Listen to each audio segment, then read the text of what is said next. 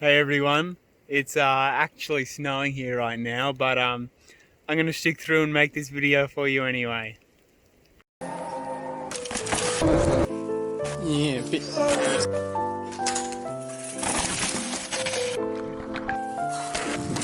want to stand up?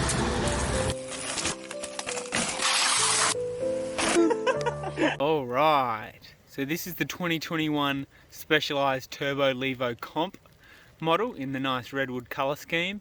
It is starting to snow right now, but I'm not sure if it's coming through or not.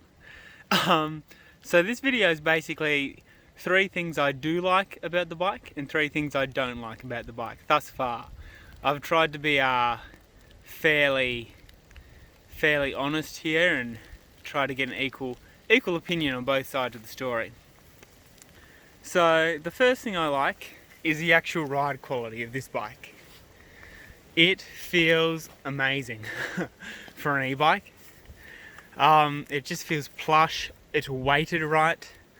Like, I don't know how they've done it.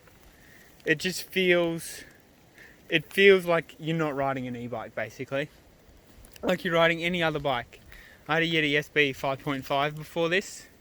And to be honest, there's not much difference. Like, there's a little bit coming off the Infinity link. The linkage feels a bit different. But compared to the normal bike, like, it's amazing. You can't notice the weight if you've got the motor on. In the air, it feels great. Like, it's a dream. In saying that, the first con is the weight. Not for riding, but for general movements of the bike, like transportation. Getting it in and out of the car is a real hassle. Obviously, if you've got a rooftop bike rack, that will also be a major issue. So it's something to consider how you actually transport your bike around the place. But again, it is minor. Obviously, when you're buying an e-bike, it's going to be heavy anyway, so it's sort of an unfair point. But compared to non-e-bikes, you've got to remember the weight is huge. And the next pro, which I've found, is the battery and motor. This is amazing. It's 700 watt hour battery up here in this bottom tube. Now the motor's 250 watt nominal, and basically it's in there. It's it's integrated. You can't take the battery out without the motor, but that hasn't been an issue so far. Oh, you can really see the snow now. Wow. Yeah, like it. I've been riding with other e-bikes as expected, and you just slay them, regardless of where you're going. It just destroys them. You end the ride and you've got what, 40% on top of everyone else who's got the 500 watt per hour motor. It's just a beast. The next big thing I don't like, which again, it's hard to find things I don't like on this bike, but we've got cleaning it. Right in here, it's a bit of a pain. They've got their reasons for building it this way, I'm sure, but it is a hassle to clean. A real pain. The 5.5 I had before was it was a pain in the Infinity link, but that's expected. You hear the stories, blah blah blah, and it's not actually that bad. You just shove some grease in there and leave it. No issues, like a lot of people are having when they take it out and clean it and blah blah blah, all that rot. But no, it's not an issue to clean. It just takes a bit more time, a bit more love and care, which I don't like, but to someone else they might love it. The third pro about this bike is how strong it is. So I haven't had this for long, but a bit of a background to me first. So I've done some state, national and world level competition across a few cycling disciplines. But one of them was I have competed in the Elite Man in the EWS series.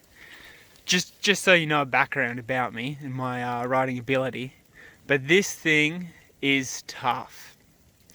I've in just the short time I've had it, I have thrown it off a few cliffs accidentally, just trying to get used to the motor, and my goodness is it strong. I've actually gone so far in having it that I've already had to put new pedals on it, because I actually bent the old XT trail pedals just from crack. Like the spindle bent 45 degrees on this left side, and at the moment I'm actually riding it with this crank arm. This crank arm has a slight twist in it. I'm waiting for a replacement, which Specialized are doing, because it wasn't actually, it was like the pedal bent it. It wasn't an impact, it wasn't a direct impact on the crank arm itself, which I mean is awesome. But like in the crash, that particular crash, I accidentally threw this bike down a 3-meter hole, and the whole bike is fine aside from that pedal. The pedal let go, and just the pedal force sort of bent the crank arm a little, but I mean it's great. Now the last but not least, this is probably the thing actually which I found I dislike the most, which again, it's hard to find. It's hard to find a reason, a problem with this bike. But, so I am being picky. I'm really trying to find things wrong. But this display here, it's a great display. Obviously we don't have the little E8000 unit up here like the Shimano models do. But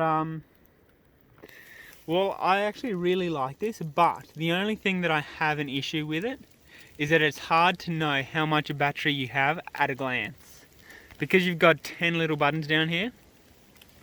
When you get into like the 4 to 7 range, you've almost got to stop and manually count them, just to assess if you can make it home. But